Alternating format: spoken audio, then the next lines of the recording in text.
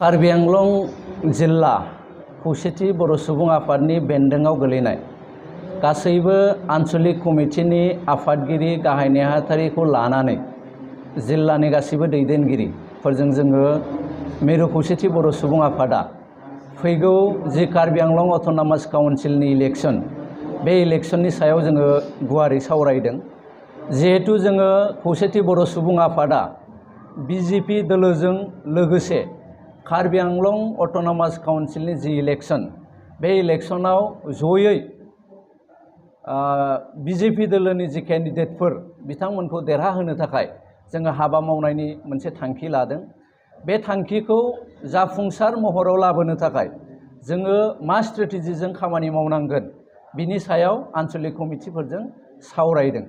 बिसेसके कार्बि आंलं जिल्लानि बर' गौथुमफ्रा सिगांनिफ्रायनो ज'यै खामानि मावबाय थादों आरो एबारबो कार्बि आंलं जिल्लानि गासैबो बर' माहारियारि आफादफोर बे आफादफ्रा ज'यै लोगो नांनानै बिजेपि दोलोनि केन्डिडेटफोरनो भट होनो थाखाय कार्बि आंलं जिल्लानि गासैबो बर' रायजो राजाफोरखौ खावलायदों आरो जोंबो खौसेथि बर' सुबुं आफाद हिसाबै कार्बि आंलं जिल्लानि कार्बि आंलंनि गासैबो बर' रायजो राजाफोरखौ कार्बि आंलं अट'नमास काउन्सिलनि फैबाय थानाय 8 अक्ट' खालि जि इलेक्शन जागोन बे इलेक्शनाव जाहाथे बिबारनि सावगारियाव भट होनानै बिजेपि दोलोनि गासैबो बिजाथिफोरखौ देरहाहोयो बेखौ जोङो नोंथांमोननि चेनेलनि गेजेरजों खावलायनो लुगैदों।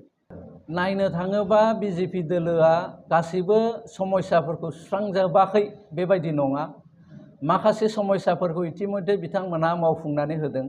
जिहेतु एसे सिगां 2020 मायथाइयाव जोङो खौसेथि बर' सुबुं आफादा दुलाराय बर' फरायसा आफाद आरो बर'नि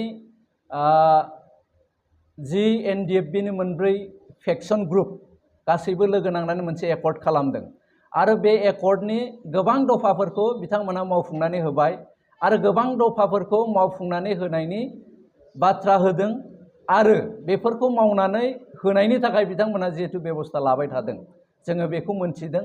बिनि थाखायनो जोङो खोब आसाबादि माखासे खामानि मावनायाव एसे सम लाया नङा सम लायो। स्ट्रेटेजिकेलि बा अफिसियेलि माखासे टेक्निकेल उसुबिदानि थाखाय माखासे खामानिफ्रा जायाखै किन्तु जानो थांगासिनो दङ। नैबे गासैबो बाथ्राफोरखौ नायनानै जिहेतु कार्बि आंलंआव दिनै बुंनो थाङोबा कार्बि आंलंनि गोजामसिन जि समस्या बर'फोरखौ दथि फारियाव थिसननाय बे हाबाफारिखौबो जोंहा मावफुंनानै होनांगौनि मोनसे बिबान आफाद हिसाबै थाबाय आरो बेफोराव खामानि मावनो थाखाय जोंनो जिहेतु सोरखारखौ नांगोन बे हिसाबै जोङो सोरखारजों थाफानानै खामानि मावलांनायखौ सिद्धान्त लादों। जोङो बेखौनो एसे आगोलाव आं बुंखाबाय स्ट्रेटेजिकेलि जोङो मारै मावनो हागोन जोङो स्ट्रेटेजिकेलि मावलांनांगोन। सोब खामानियानो नोङो दिनैनो जानांगौ गाबोननो जानांगौ बेबायदि होनबानो जों सानबानो निश्चय जाया। बेखौ मावनो थाखाय हयथ' एसे सम एसे पिरियड एसे माखासे स्ट्रेटेजिक बेबस्थाफोर बेनि बाथ्रा थायो। नैबे गथै बुस्थुफोरखौ नायनानै जोङो सानदों मा स्ट्रेटेजिकेलि जोंबो थांनांगोन आरो आंहा मोनसे फोथायनाय जोङो खोब खम समनि भितराव जोंनि समस्याफोरखौ जोङो सुफुंनानै लानो हागोन।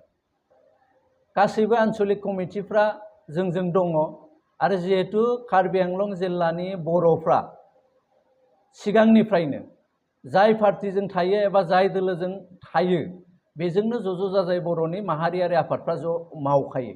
एबारबो खुनु मोनसे माहारियारि आफादफ्रा आलादायै खामानि मावनायनि बाथ्राखौ सानाखै। इसुनि सार्थआव बर' रायजो राजानि सार्थआव ज'यै थानानै खामानि मावनायनि डिसिसनखौ लादों। जोंनि आन्चलिक कमिटिफ्राबो बिनि बेरेखा नङा। गासैबो आन्चलिक कमिटिफ्रा जोंनि डिसिसनजों दङ। गासैबो बर' माहारियारि आफादफोरनि डिसिसनजों दङ।